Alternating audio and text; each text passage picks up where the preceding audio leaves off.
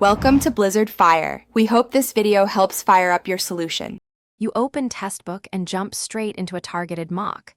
Pick the exact exam and syllabus section, then choose full-length or sectional mode.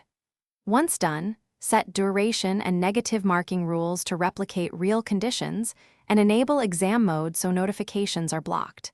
You start the timer and launch the test immediately. This builds realistic pacing from the first question.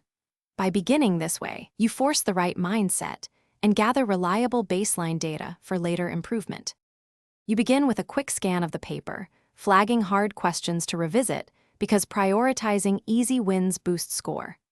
Once done, divide remaining time across sections and per question using the app timer so you stick to target pacing.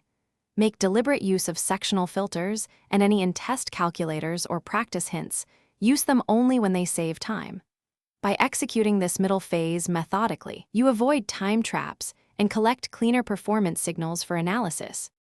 You submit the test and immediately open the detailed analysis to see accuracy, time per question, and topic-wise weaknesses. Then, make a focused revision plan. Target 2 weakest topics first, schedule short practice pockets, and plan a retake within a week to track progress.